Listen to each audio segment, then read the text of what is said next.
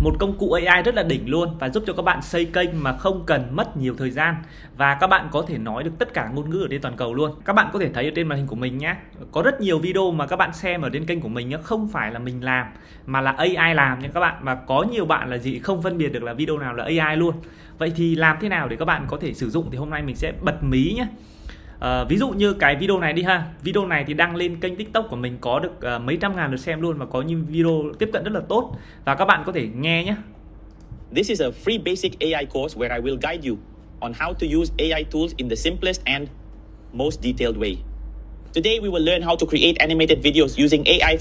Đây là một cái video mà nói tiếng Anh và hướng dẫn cách dùng AI để nói tiếng nước ngoài nhé. Đây là mình cái dịch từ tiếng Việt qua cái tiếng nước ngoài rồi.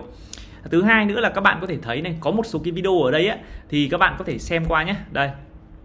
Bạn có từng thắc mắc vì sao mình gần hashtag đúng mà video vẫn không lên xu hướng không? Rất có thể bạn đang gần sai cách mà không hề biết. Thứ nhất, đừng gần những cái hashtag không liên quan chỉ để câu view. Rồi, đây là một cái video dạng là sử dụng cái khuôn mặt của mình nhé. Tức là mình sẽ quay một cái video khoảng 2 phút này, sau đó bắt đầu mình sẽ cho con AI học cái khuôn mặt của mình nhé, cử chỉ, nhếch miệng này.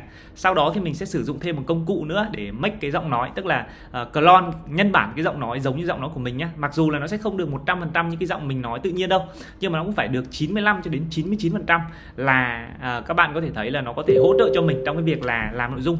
Và công cụ này có tên là HeyGen, thì mình sẽ để cái đường link bên dưới, hoặc là các bạn có thể bấm vào cái bio link của mình nhé, thì sẽ có đường link đăng ký. Thực ra đây là một cái công cụ các bạn có thể trải nghiệm thử nha. Và nếu như các bạn nào mà thực sự nhé cần nó dùng ở trong công việc hoặc là để phục vụ cái hoạt động kiếm tiền hoặc kinh doanh thì các bạn mới nên dùng thôi. Và công cụ này thì sử dụng nó cũng không khó. Ở đây thì nó có rất nhiều module, ví dụ như là đầu tiên là phần avatar. Phần avatar này thì nó sẽ có một là các bạn có thể sử dụng những cái avatar sẵn có ở trên này. Đó, nó có rất nhiều cái mẫu avatar rồi, người nước ngoài và tất cả quốc gia trên toàn cầu luôn. Thứ hai nữa, nó có thư viện về cái giọng nói này. Đó. Và ngoài ra cái phần mình rất là thích đó chính là phần avatar của chính bản thân mình.